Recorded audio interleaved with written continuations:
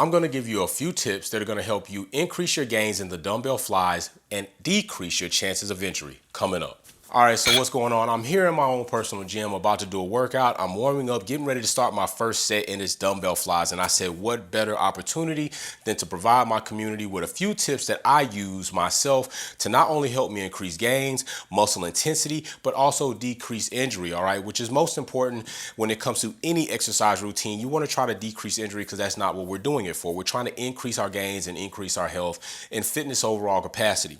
So with that being said, I think that I see dumbbell flies often being done wrong and often being done in a position or in a way that will increase injury, if not very shortly, over time. Okay, so one thing I want to say is, another thing I want to say, not one thing because I already said one thing. Another thing I want to say is always warm up your delts.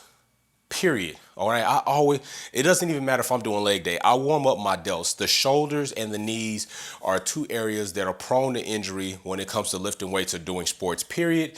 And the shoulders are often thought of as one big muscle when it's not. It's actually three smaller muscles. Okay. You have an anterior delt, lateral, and a posterior delt, and they're small, but together they make up a nice muscle group. So with that being said, I always warm up my delts, especially before I do chest routines. Okay. So let's cover this as well. When doing dumbbell flies, it is important that you check your ego at the door.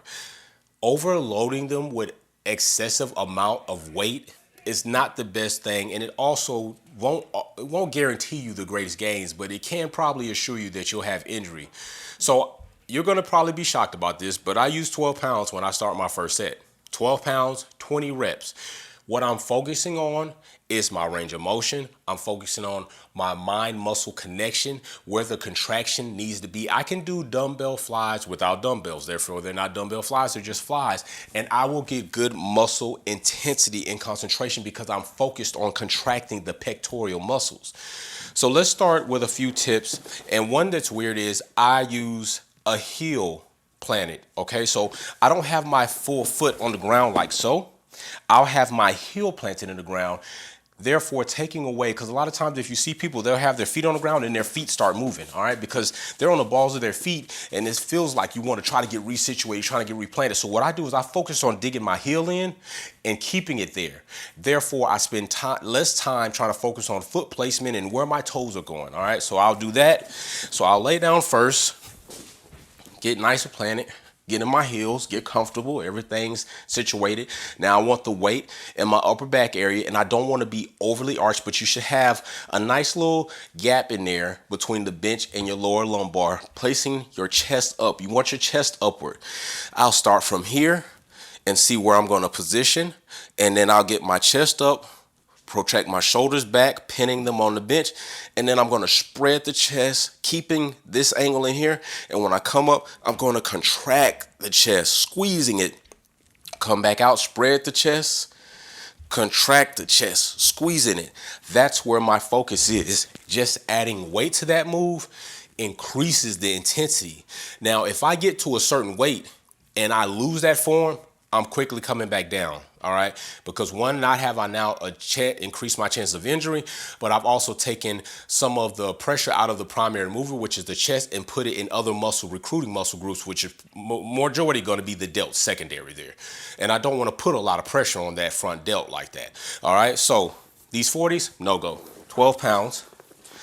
I get ready, same thing, get situated, get my bum nice and settled, get my heels digged in, feel comfortable with my grip. Go ahead, get my chest up, put my position right here, and now I'm going to on the eccentric, nice and controlled, and then squeeze the chest.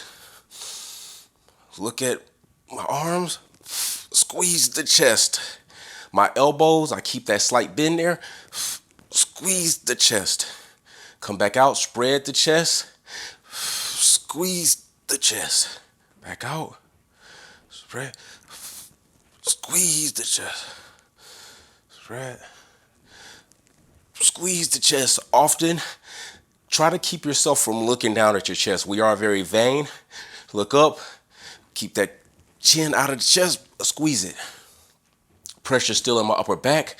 I still got the arch in my lower back, and I'm focused on contracting the chest. I don't need to meet the dumbbells at the top.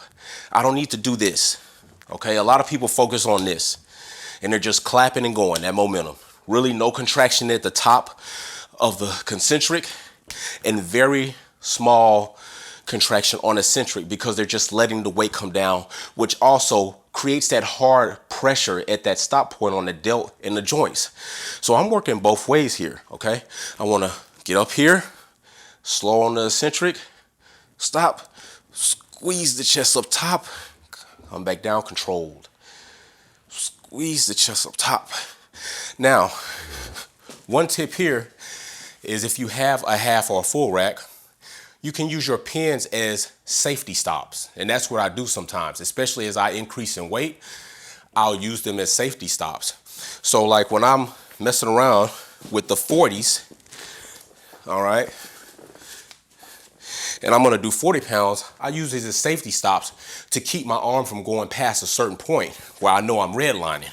So I'll get back here again, bum situated, ankles dug in, pressure on the lower back, get my grip, chest up, protract my shoulders, pin them against the bench, and I'll come down.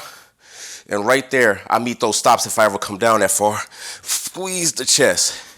And then that way, I keep myself from going to a certain point where it could be very critical.